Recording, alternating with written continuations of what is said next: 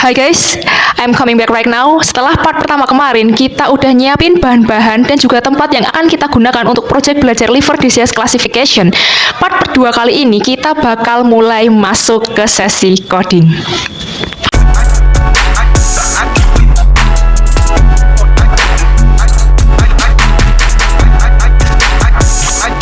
Welcome back to my YouTube channel, of course bersama aku Aralin di Here Aralin.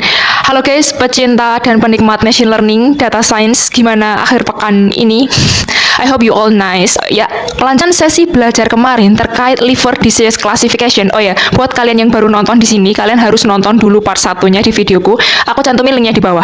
Di part kedua kali ini kita bakal pertama setting interpreter dan instalasi library yang dibutuhkan. Yang kedua kita itu penjelasan variabel dari data sumber yang akan kita gunakan. Lalu kita bakal ngeload data dan yang paling penting adalah exploratory data analysis atau IDE. Oh ya, by the way, proses IDE ini nanti bakal butuh pemahaman yang lumayan kayaknya. So, sebelum mulai, please take a deep breath, thinking positive, thinking that coding is fun, and let's get started. Oke guys, yang pertama sekarang tentu saja kita harus membuka file project kita kemarin di ide kita masing-masing. Atau kalau kemarin kamu memutuskan memakai Google Colab, buka lagi Colabnya atau VS Code ya, dibuka VS Code-nya. Aku saranin banget kalian nonton ini sambil praktik langsung biar ilmunya beneran masuk dan keserap. Oke? Nah, untuk pertama-tama itu kita harus setting interpreter kita dulu. Buat yang bingung apa itu interpreter, secara simpelnya interpreter di sini adalah program utama yang dimana itu tuh berfungsi menjalankan kode Python yang akan kita buat. Dia bakal baca, dia bakal eksekusi, dan juga keluarin outputnya. Sebagai bahasa pemrograman yang interpreter based ya, kalau Python itu interpreter based, nggak kayak C++ yang memang berdasarkan pada compiler. Python itu nggak perlu convert dulu ke bahasa mesin, kayak layaknya compiler based. Jadi ya baca dan eksekusi kodenya bisa dalam satu waktu yang sama, kayak gitu. Keren kan Python? Jangan diremehin dulu. Oke, yang pertama kita bakalan setting interpreternya dulu. Kalian bisa lihat di layar ini.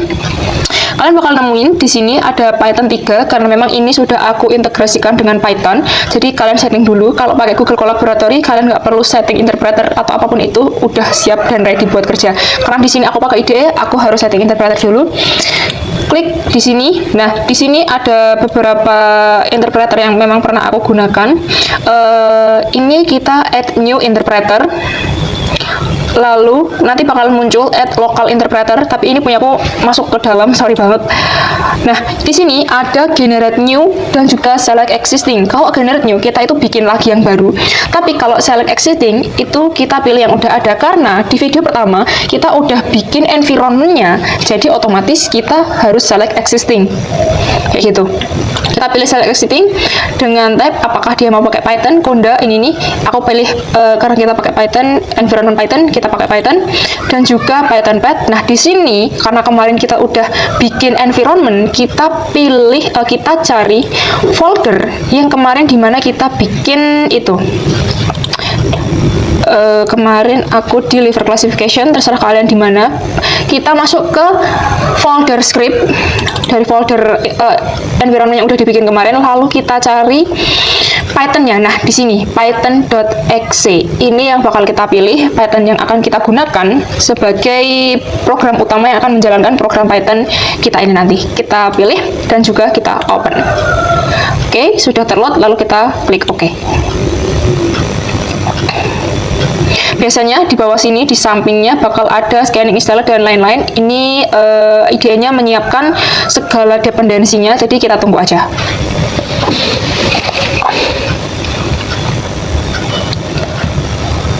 Nah, karena di sini kebetulan di punyaku interpreternya udah. Sekarang kita bakal buktiin dulu kalau ini itu interpreternya benar-benar kosong. Jadi belum ada library apapun di dalamnya, masih benar-benar new, kosong. Jadi kita cek dulu. Kalau aku biasanya biar cepet itu pakai pakai command prompt yang ada di IDE ini.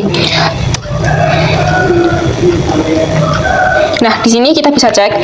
Caranya itu pakai pip plus lalu di enter.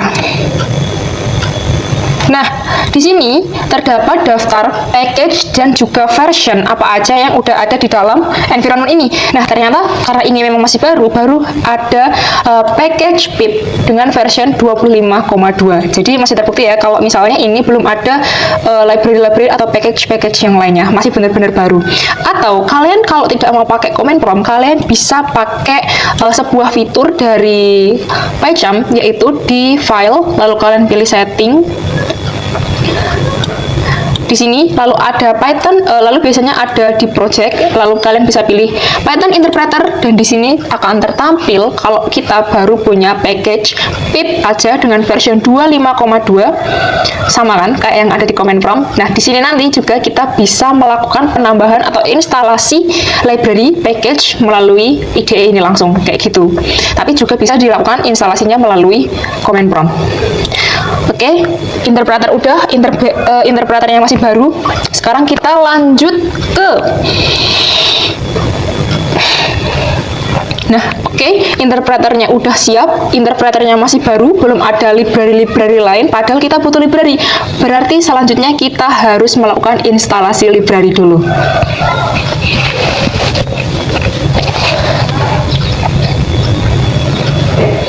Di sini kita bisa gunain cara yang tadi yang kita buka project, setting, project, terus juga Python interpreter. Tapi mohon maaf banget karena aku memilih untuk memakai JMD. Kalian bisa pilih pakai apapun terserah kalian. Oke.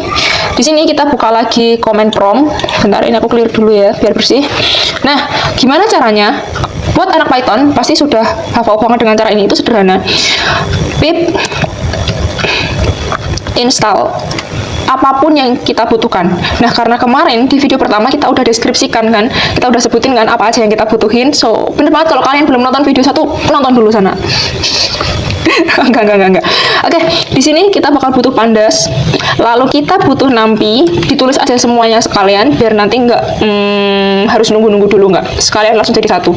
Lalu ada matplotlib, oke benar, matplotlib. Lalu ada seaborn, lalu ada sklearn, tapi nulisnya bukan sklearn ya, nulisnya scikit-learn kayak gini, in sklearn. Lalu yang terakhir ada joblib. Nah, kalau udah kayak gini, kita tinggal enter aja. Oke.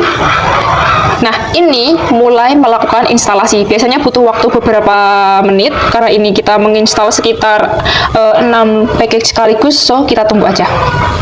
Instalasi terbukti dengan betul banget di sini sudah langsung bisa kita ngetik hal baru lagi. Ini berarti sudah selesai semuanya, successful installed. Nah, semuanya udah selesai.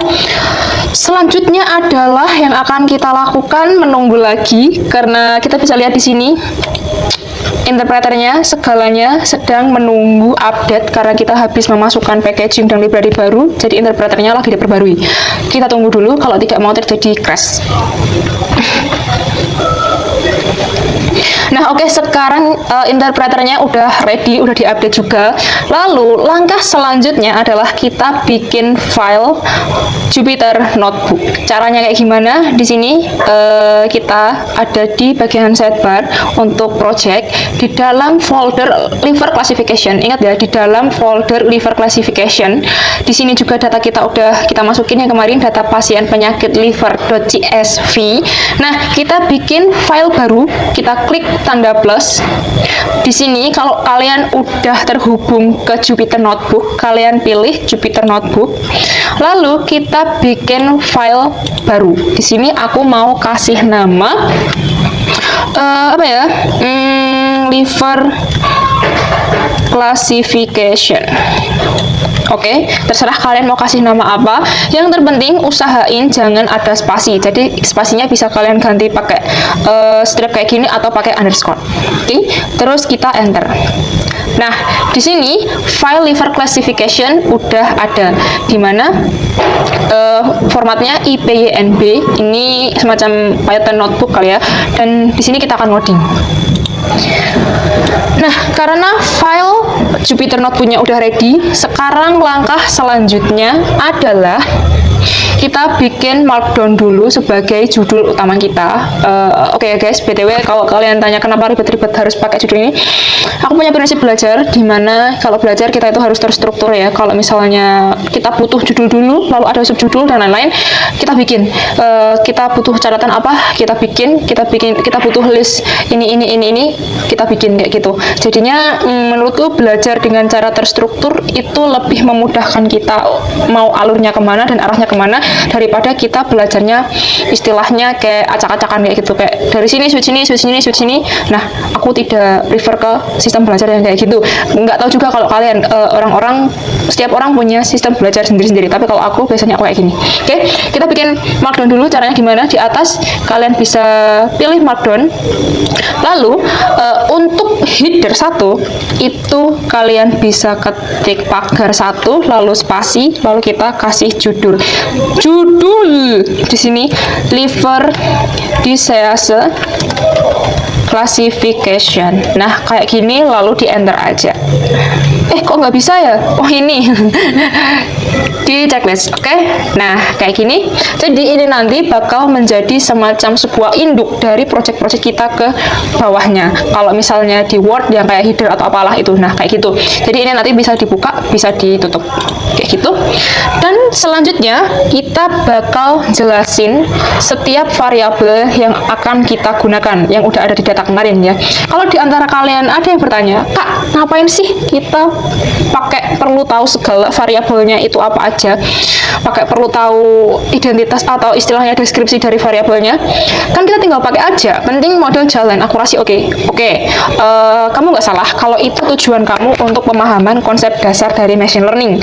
Tetapi guys, di project belajar kali ini aku pengen banget nge-highlight pemahaman aku dan kalian terkait use case liver disease classification ini.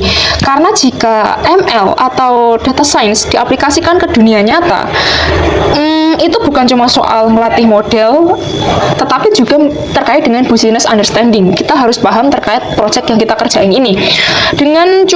Maksudnya dengan paham setiap variabel yang ada, kita bakal bisa nentuin variabel apa aja yang akan kita gunain dan langkah pre-processing apa yang akan kita lakukan ke depannya. Kayak gitu. Selain itu, kita juga bakal bisa nentuin kiranya ada variabel apa yang harusnya kita buang, lalu juga batasannya apa aja, dan standar relevansi ukurannya tuh berapa aja untuk penanganan outlier.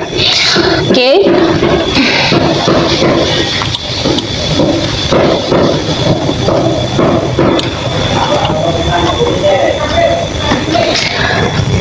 Nah, di sini kita bisa bikin markdown lagi. By the way, aku kemarin udah cari-cari terkait deskripsi dari setiap variabelnya.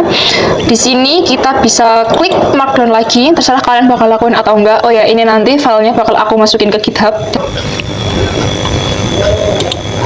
Nah, ini adalah penjelasan yang udah aku dapetin, di mana semacam deskripsi singkat ya dari setiap variabel yang akan kita gunakan nantinya. Dataset yang digunakan adalah data pasien penyakit liver dan diperoleh dari sumber open source yakni Kaggle dengan URL ini yang kalian udah tahu ya di video kemarin, dan juga berikut detail fitur dari dataset. Jadi mungkin ada sekitar 1, 2, 3, 4, 5, 6, 7, 8, 9, 10, 11. Ada 11 kolom. Yang pertama, age itu usia pasien dalam format tahun, lalu ada gender, ini jenis kelaminnya, telah dinumerisasi berarti udah di encoding. 0 itu untuk pria dan 1 itu untuk wanita. Lalu ada total bilirubin, ini adalah kadar bilirubin total dalam darah. Bilirubin adalah pigmen kuning yang diproduksi saat sel darah merah itu pecah. Yang kedua ada direct bilirubin, ini kadar bilirubin terkonjugasi langsung dalam darah. Selanjutnya ada alkalin fosfatase, kadar enzim fosfatase alkali, ini kalian bisa lalu ada alkalin fosfatase, kadar enzim fosfatase alkali, lalu ada alamin, aminotransferase, ada aspartat dan lain sebagainya. Oke, ini aku bakal baca, tapi kalian juga harus baca sendiri karena aku nggak mungkin bacain ini untuk kalian karena nanti videonya bakal lama banget. Kayak gitu. Dan di sini terakhir ada dataset yaitu target. Ini adalah variabel target digunakan untuk membagi data menjadi dua kelompok. Satu itu untuk pasien pasien penyakit hati, dan yang kedua adalah pasien tanpa penyakit hati, kayak gitu. Oh ya, untuk kalian mau tahu kiranya datasetnya kayak gimana, kalian bisa klik datasetnya. Apakah sama? Ya, ada age, ada gender, total bilirubin, direct bilirubin, dan lain sebagainya. Dan yang terakhir adalah dataset. Ingat, tadi angka 1 itu adalah dengan penyakit hati, dan yang angka 2 ini tidak dengan penyakit hati, kayak gitu.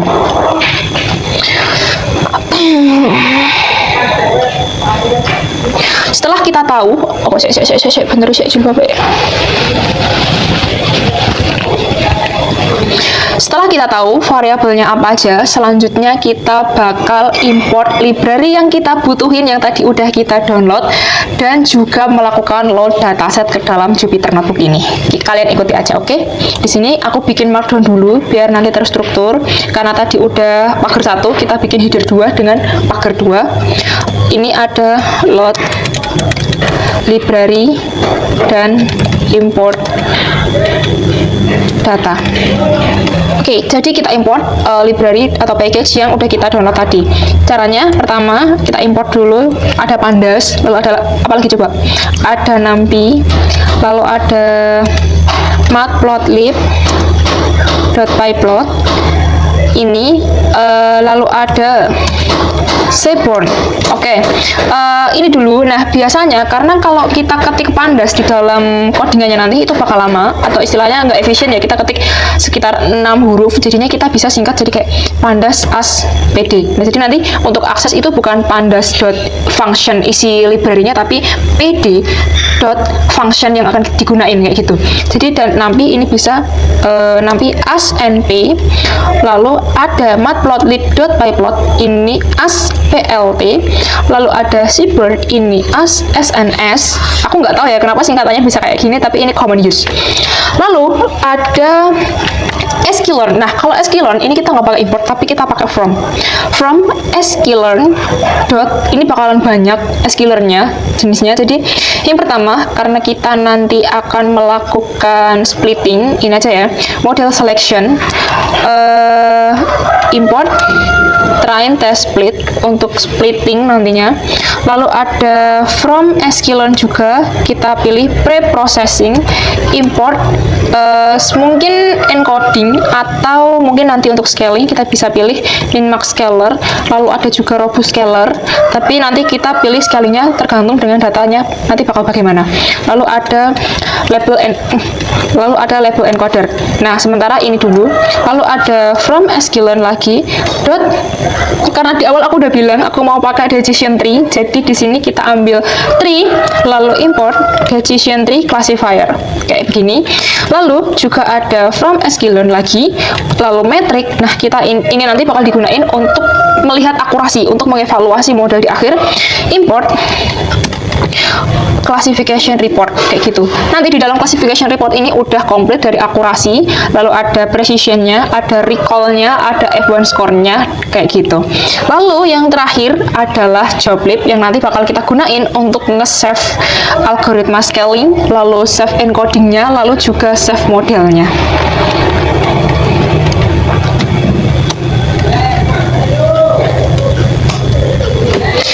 Oke, library udah siap.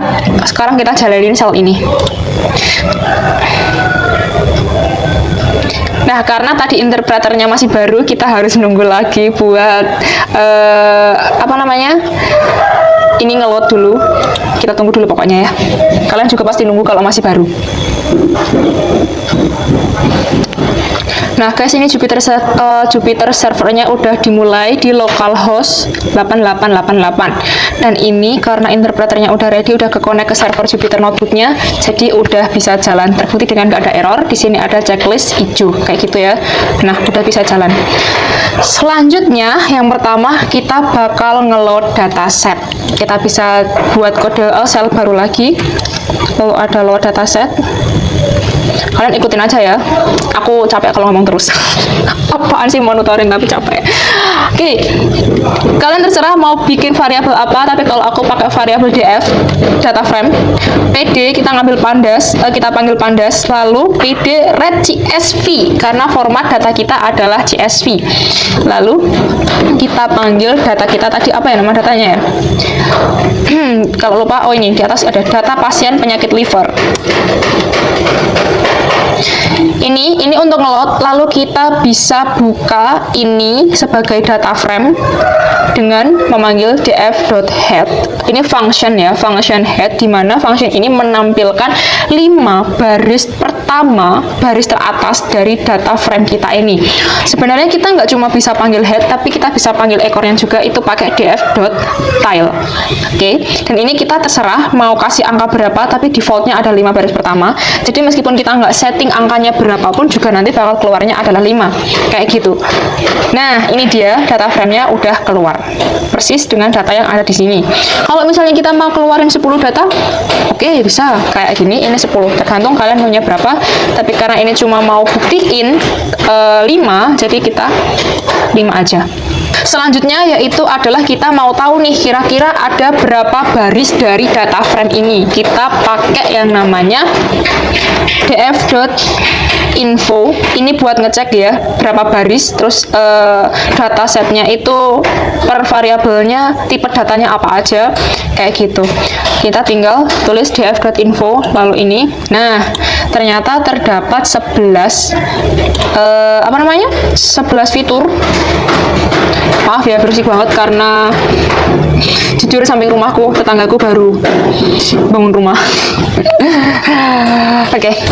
Di sini ada age, gender, dan lain-lain juga sampai ke dataset dengan total baris itu sebanyak 579 mulai dari indeks ke 0 sampai indeks 578. Dan kalau kayak gini kita bisa lihat kalau ternyata di setiap variabel itu tidak ada missing value-nya, nggak ada value yang hilang. Cuman kita nanti bakal tetap cek di setelah ini, kita harus tetap cek. Lalu di sini juga ada keterangan tipe datanya apa aja, dan di sini direkap tipe data float itu ada 5 dan tipe data integer itu ada 6.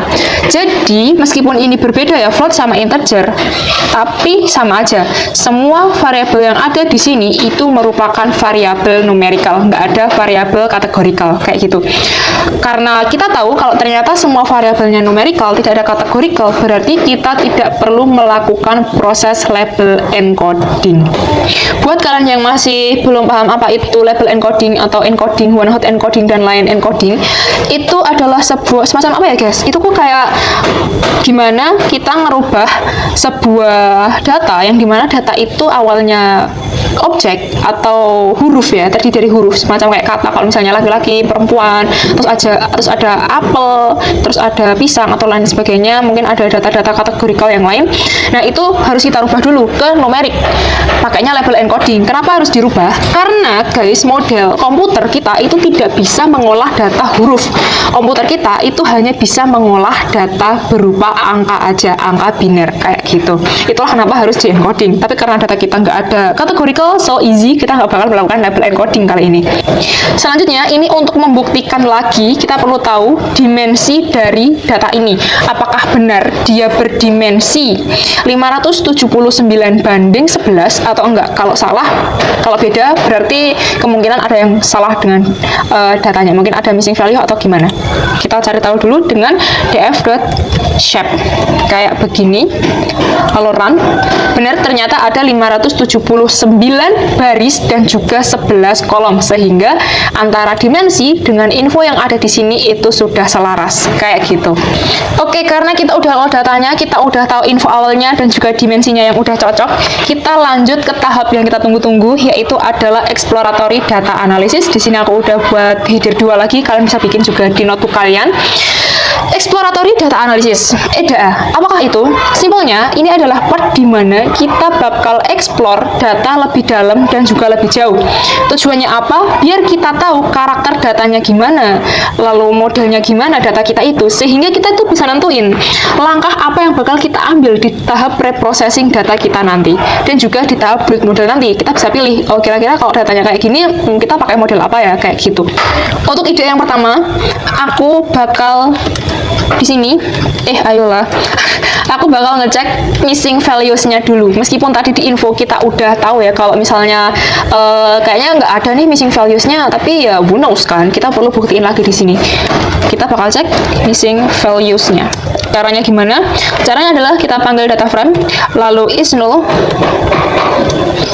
Apakah ada null data yang kosong? Lalu kita jumlahkan sum. Jadi ini nanti bakal menjumlah menjumlahkan semua baris yang kosong. Seperti itu. Mari kita run.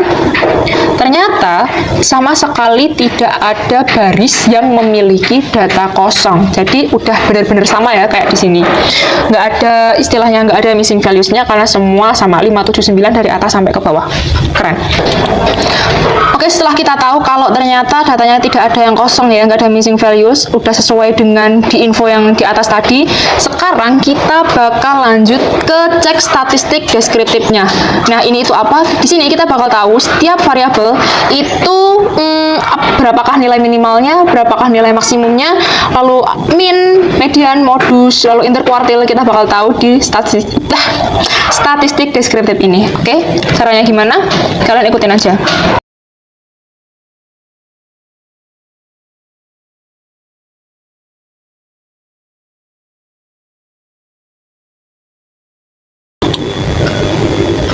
Nah, di sini dengan fungsi df.describe, dengan fungsi describe, kita bisa tahu tuh dari setiap fitur atau variabel yang ada di sini, ternyata rata-ratanya itu masing-masing berapa. Lalu standar deviasinya masing-masing berapa. Lalu nilai minimalnya masing-masing berapa. Lalu ini ada kuartil seperempatnya di 25% itu nilainya berapa. Lalu mediannya, nilai tengahnya itu berapa. Lalu 3/4 values-nya itu berapa, dan juga nilai maksimumnya itu nilainya berapa. Nah, dari sini kita bisa tahu karakteristik awal dari dataset ini, dari setiap variabel ini. Aku bakal kasih kesimpulan, istilahnya summary dari statistik deskriptif ini di bawahnya. Oke, kalian bisa baca sendiri nanti. Kalian bisa baca.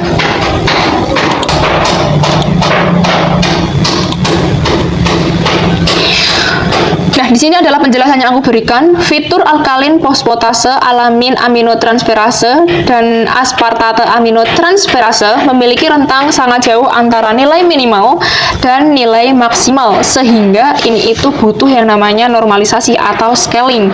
Lalu fitur gender terindikasi skew karena pada IQR atau kuartil 25% sampai 75% masih bernilai 1. Yang berarti tadi apa ya? Kalau satu itu banyak wanita. Jadi istilahnya penderita liver di sini itu terdominasi oleh wanita. Jadi pasti nanti datanya bakalan skew. Untuk skew nanti bakal aku jelasin di bagian histogram. Dan juga ini butuh pemeriksaan outliers. Kenapa? Karena tadi terindikasi ada data yang skew. Kalau datanya skew, itu berarti datanya tidak terdistribusi dengan normal, sehingga bakal ada pencilan atau outliers data yang keluar dari rentang IQR normal. Oke. Selanjutnya kita masuk kepada histogram. Nah, di histogram ini kita bakal lihat seperti apakah visualisasi distribusi data dari setiap variabel. Di sini kita bisa panggil library PLT atau matplotlib yang udah kita import tadi. Lalu kita fix size. Nah, kalau ada yang bertanya, di sini itu gunanya untuk apa? Di sini gunanya itu adalah kita membuat sebuah kanvas utama, sebuah kanvas yang dimana di dalam kanvas itu nanti akan dimasuki kanvas-kanvas baru lagi, dimana kanvas-kanvas baru itu lagi yang bakalan menampilkan atau mewakili setiap variabel atau setiap fitur yang ada di dalam data. Jadi dibikin cetakan utamanya dulu, baru nanti di dalamnya ada sub-sub kanvasnya lagi untuk setiap data. Kayak gitu. Yang di sini aku bakal buat ukurannya itu 12 pixel kali 10 pixel. Panjang kali lebar. Lalu karena kita nggak mungkin langsung masukin ke dalam satu kanvas, kita perlu membuat sub-sub kanvasnya. Caranya kita pakai looping.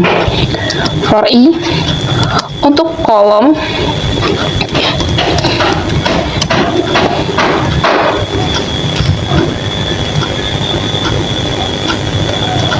kita memastikan yang masuk di dalamnya itu adalah number.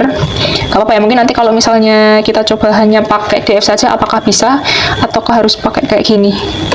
Satu, kita mengambil barisnya, lalu plt subplot.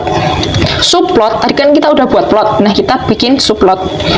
Nah di subplot ini kita perlu menghitung ya, kita nggak bisa kasih ukuran sembarangan. Kalau kita tahu ternyata kita punya 11 kolom nih, kita punya 11 fitur, berarti untuk mendapatkan subplotnya itu kita perlu hitung berapa jumlah baris dan berapa jumlah kolom yang cukup untuk 11 kolom kayak gitu. Nah karena ini nanti kayak pembagian ya, kalau misalnya gimana kalau kita bikin 3 kolom ke bawah 3 kolom, nah itu kan kurang, baru 9 karena kita punya jumlah kolom atau fiturnya sebanyak 11, jadi kita perlu, tapi kan kalau 11 dibagi 2 tidak bisa, kita bisa akalin dengan membuat 12 subplot. Jadi caranya adalah aku mau in nanti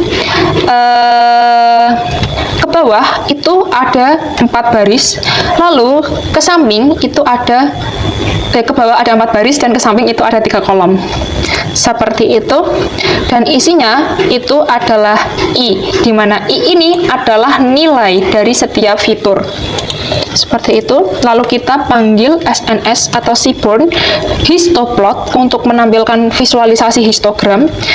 df kolom bins 30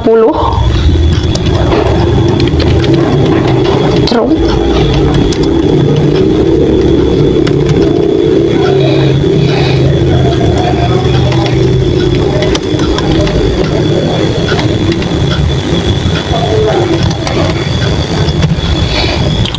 Nah, di sini SNS hisplot untuk plot histogram, di mana yang akan diplot adalah kolom dari data frame dengan bin sebanyak 30. Ini semacam kotak-kotak di dalam subplotnya itu nanti. Jadi itu membantu kita untuk menentukan ukurannya. Lalu ada KDE, KDE true, yang dimana ini nanti itu ya baris apa ya, nanti kita tahu kok, kayak garis yang menarik di setiap ujung-ujung batang histogramnya. Lalu warna dari histogramnya adalah yellow, dan bakal aku kasih judul di setiap subplotnya, yaitu nama fiturnya.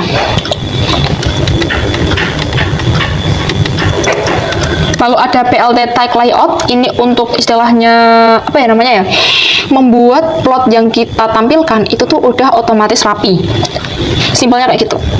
Lalu PLT show, ini untuk menampilkan plot yang kita buat.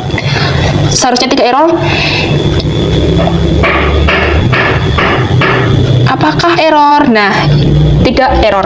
Di sini kita bisa lihat visualisasi distribusi data dari masing-masing fitur. Ada age. Nah, kalau usia ini, I think this distribution is normal, mendekati normal lah ya, karena bentuknya itu mendekati lonceng. Nah, yang dimana KDE, ya ini, garis inilah, ini yang dimana tadi itu KDE.true. Kalau tidak salah ya, coba kita KDE-nya kita kasih false. Apakah garisnya bakalan hilang? Kalau hilang ya udah aku salah. Nah, benar, berarti aku benar. KDE ini adalah garis yang istilahnya kayak membuat visualisasinya itu lebih enak ya. Kita tahu ini tuh distribusinya normal atau tidak, bentuknya lonceng atau tidak. Karena kita butuh, jadi kita kasih true. Kayak gitu pasti balik lagi kayak yang pertama. Seperti ini. Histogram ini kita bisa mengambil kesimpulan bahwa di sini aku sudah membuat kesimpulan. Oh, ini salah ya. Ini harusnya aku pakainya bukan sel tetapi markdown.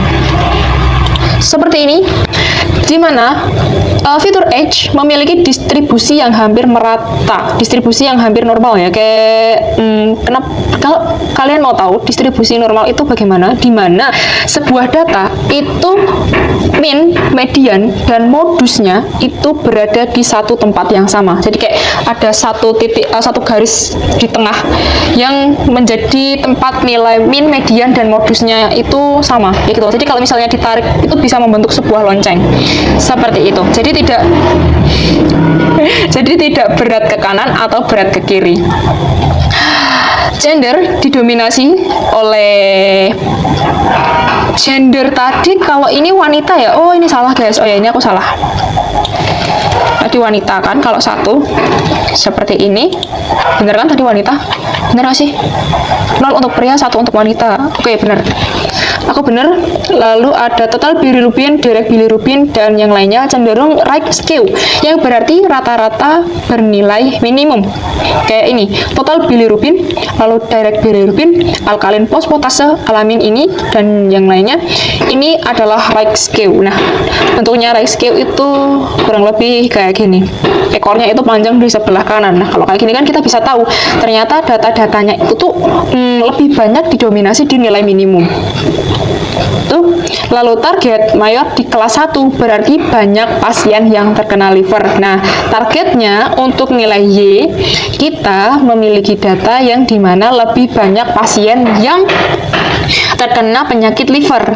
Nah, karena di sini kita bisa melihat kalau ternyata pasiennya itu banyak yang terkena penyakit liver, otomatis kita bisa mengambil kesimpulan bahwa data kita itu mengalami imbalance dataset. Targetnya kita itu imbalance, nggak seimbang karena banyak yang kelas terkena penyakit liver daripada kelas yang tidak terkena penyakit liver. Nah, dari sini juga kita bisa menentukan langkah kita selanjutnya itu akan bagaimana di preprocessing.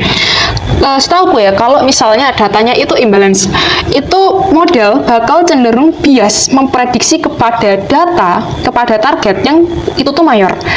Data atau target yang lebih banyak, dia akan presisi recall-nya itu sangat rendah banget di data minor. Karena kayak modelnya terlalu sering melihat data yang satunya yang mayor dan kurang melihat data yang minor. Jadinya nanti datanya bakal bias ke satu sisi. Nah, dari sini kita bisa melakukan teknik handling itu antaranya di undersampling atau di oversampling. Aku nggak bakalan jelasin di sini, aku bakal jelasin di preprocessing nanti. Oke, setelah kita tahu mengenai visualisasi histogram, kita udah tahu distribusi dari setiap fiturnya bagaimana, kita berlanjut ke korelasi dari setiap fitur. Kita akan menggunakan yang namanya aku lupa namanya, itu adalah visualisasi correlation, matrix correlation. Sebentar.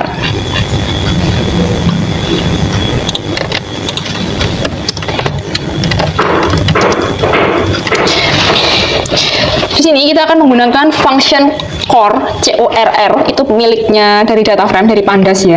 Jadi, dengan mengetahui korelasi setiap fitur ini, nanti kita bakalan ngerti fitur-fitur apa saja yang memiliki korelasi yang kuat, atau fitur-fitur mana saja yang berkorelasi satu sama lain itu lemah.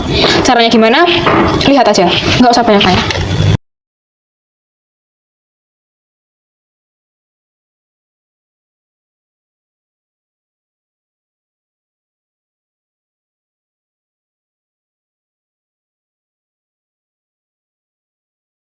Show. Nah, sebelum aku running, aku bakal jelasin dikit di mana. Di sini tentu kita kan mau menunjukkan sebuah visualisasi dari correlation ya. Itu kita bikin kanvas baru dulu, kanvas kosong yang kayak waktu kita mau bikin visualisasi dari histogram tadi.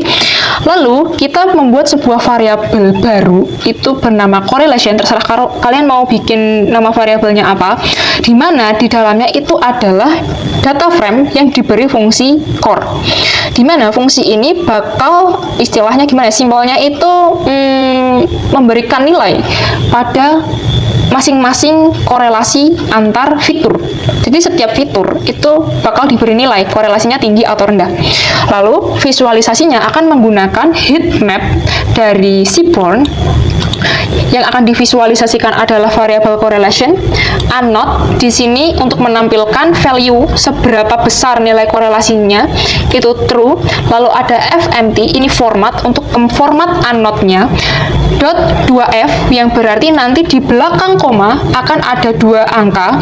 Lalu CMap, ini color mapnya aku pakai Coolworm. Ini ada banyak banget ya CMap-nya, tapi di sini aku bakal pakai Coolworm. Jadi nanti tingkat korelasinya akan divisualisasikan dari warna yang cool ke warna yang warm. Lalu ada line width itu 0,5 dan juga PLT title correlation matrix dan bakalan kita show. Nah, kayak gini. Oke, di sini correlation matrixnya untuk visualisasinya udah ready. Nah, kita bisa lihat ada banyak banget kotak. Kalian nggak perlu pusing. Ini sangat mudah untuk dibaca.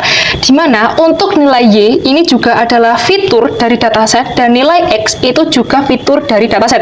Jadi dari X ke Y mereka bakalan ketemu di sebuah titik. Ini konsepnya hampir sama kayak di visualisasi bagan di hukum Mendel. Kalau kalian ingat pelajaran biologi. Nah, di situ kita bisa lihat ini kenapa kok merah-merah semua ya, karena ini merupakan pertemuan antara fitur A dengan fitur A. Kayak misalnya di sini ada fitur direct bilirubin, dia bakalan narik ke sini di angka 1, dia bakalan ketemu dengan direct bilirubin. Makanya korelasinya itu 1 karena dia berkorelasi dengan dirinya sendiri. Nah, lalu ada juga fitur-fitur yang birunya itu biru banget dan bahkan ada yang sampai minus. Ini berarti dia tidak terlalu berkorelasi. Lalu ada nih Kak yang nilainya 0,87 yaitu total bilirubin dengan direct bilirubin. Nah, karena korelasinya tinggi, ini mengindikasikan bahwa kemungkinan saja bakal terjadi multikolinearitas antara kedua fitur ini. Tetapi meskipun ini meskipun ini korelasinya tinggi, kita belum perlu untuk ngedrop salah satu dari fitur ini. Karena apa? Karena masih di bawah 0,9. Kalau misalnya udah di atas 0,9 nilai korelasinya, kita harus drop salah satu dari fitur yang berkorelasi tersebut. Kenapa harus di drop? Karena itu multikolinearitas dan kalau misalnya diikutkan untuk melatih model, itu bakal merusak performa dari modelnya. Seperti itu. Nah, di sini penjelasannya total bilirubin dan direct bilirubin berkorelasi tinggi sekian, lalu ada alamin dan aspartate sekian, proteins dan albumin sekian, albumin dan albumin and globulin rasio berkorelasi 0,69. Namun threshold masih di bawah 0,80. Salah ya, ini 0,90 guys. Sorry banget, aku salah ketik tadi. 0,90 sehingga belum perlu drop salah satu fitur di antaranya. Seperti itu. Udah, selanjutnya kita bakal visualisasiin box plot. Ini adalah semacam tingkat lanjutnya dari histogram. Kalau menurutku ya, kalau histogram tadi kan bentuknya lonceng. Nah, di box plot ini nanti kita bakal lebih tahu apakah ada outlier tidak di setiap fitur itu. Lalu bentuk IGR atau kuantilnya itu bagus atau enggak. Kalian ikutin aja. Box plot print, lalu ada df dot, ini judul box plot ini gak sih?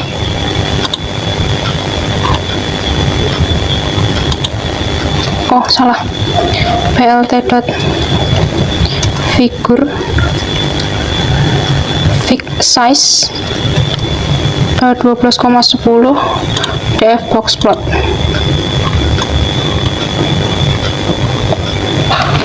Nah, di sini kita sudah menampilkan box plotnya. Ini kecil banget, jujur ini kecil banget, bahkan overlap karena fiturnya banyak, sebanyak 11, dan juga terdapat outlier. Di sini ini sampai aku nggak bisa baca. Sebentar, aku akalin dulu kayaknya. Kita pakai subplot. Nah, ini bakalan lebih bisa dibaca.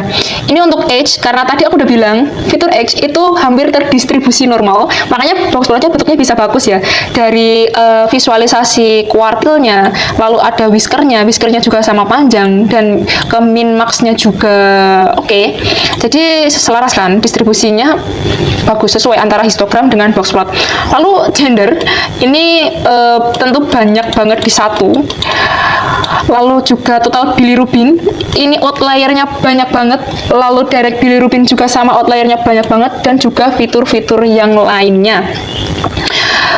Lalu pertanyaannya, apa yang akan kita lakukan dengan hasil visualisasi yang kayak gini? Ini mengindikasikan bahwa outliernya itu banyak, tapi tujuan dari klasifikasi ini nanti adalah kita bakal mengklasifikasikan sesuatu yang bermasalah. Kita akan menemukan sesuatu yang itu terindikasi anomali. Sehingga jika di sini ada total bilirubin dengan outlier yang banyak, kita nggak bisa seenaknya untuk drop.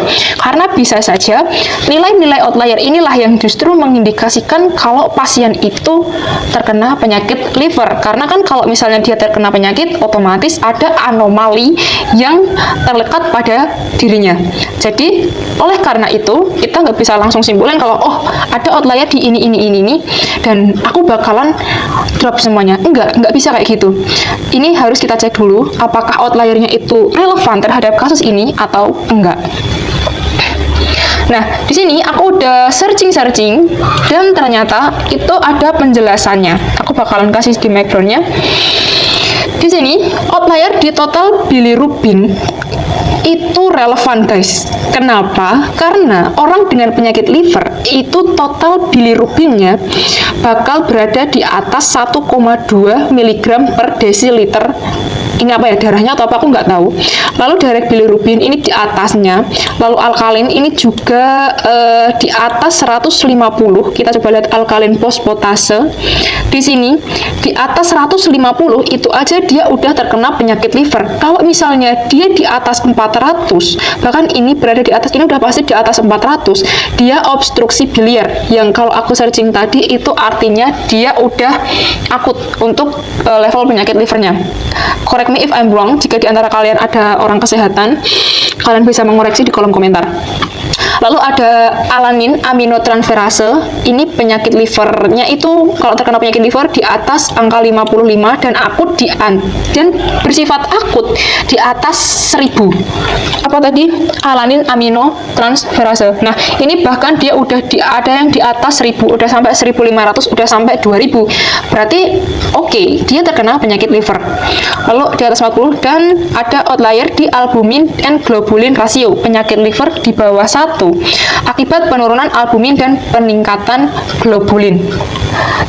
Albumin dan globulin rasio. Nah, di sini pada fitur albumin dan globulin rasio ini mengalami ketidakrelevanan antara fakta di dunia nyata dengan kasus yang ada di sini. Sehingga karena kalau orang terkena penyakit liver itu albumin dan globulinnya di bawah 1, tapi yang ini justru di atas 1,5, maka outlier ini tidak relevan. Jadi kita bisa melakukan tindak lanjut dengan melakukan drop outlier. Seperti itu, sehingga bisa kita simpulkan outlier yang ada di atas ini itu nggak perlu kita drop, dan yang di bawah ini yang albumin and globulin rasio bakal kita drop nanti. Terus bakal ada yang tanya, loh Kak, kalau tidak di drop bakal bias kan, nanti bakal ngerusak modelnya. Nah, ini nanti bakal kita handling dengan melakukan scaling. Nah, scalingnya itu kita nggak bisa pakai min-max scaler. Kenapa? Karena min-max scaler itu masih sangat sensitif dengan outlier yang rentangnya sangat gede. Kita bakal pakai robust scaler. Kalau kalian cari, robust scaler itu adalah scaling, metode normalisasi yang memang dikhususkan untuk data dengan outlier ekstrim. Untuk exploratory data analysis, I think this is enough ya. Kita explore sampai sini. Dan di sini kita bisa mengambil kesimpulan bahwa untuk drop outlier handling hanya pada kolom albumin and globulin rasio. Kenapa? Karena tadi tidak relevan kan dengan fun fact di dunia nyata. Lalu scalingnya kita pakai robust scaler nanti. Kenapa? Karena outliernya sangat ekstrim, sementara kita tidak bisa drop, tidak cukup hanya pakai min max scaler, jadi kita pakai scaling robust scaler. Lalu karena tadi kita udah tahu kalau database-nya itu bukan database ya, data targetnya itu imbalance, banyak yang berpenyakit liver daripada yang tidak berpenyakit liver, kita akan menggunakan splitting cross validation stratified Q-fold. Ini nanti kita bakal tuning dulu pakai cross validation stratified Q-fold agar modelnya itu nggak ngebias ke salah satunya. Lalu juga beberapa teknik lain seperti weighted class di bagian tuning model. Oh ya, ini aku lupa cantumin. Kita bakal melakukan undersampling dan juga oversampling. Undersamplingnya untuk apa? Oversamplingnya untuk apa? Aku bakal jelasin di minggu depan di bagian tahap pre-processing. Aku nggak bakal jelasin sekarang. Oke? Nah, itu tadi sesi belajar IDE kita. Gimana? Seru? Atau pusing? I hope belajar bareng ini bisa nambah wawasan baik untuk aku sendiri maupun untuk kalian juga. So, sampai ketemu minggu depan di pre-processing data and bye.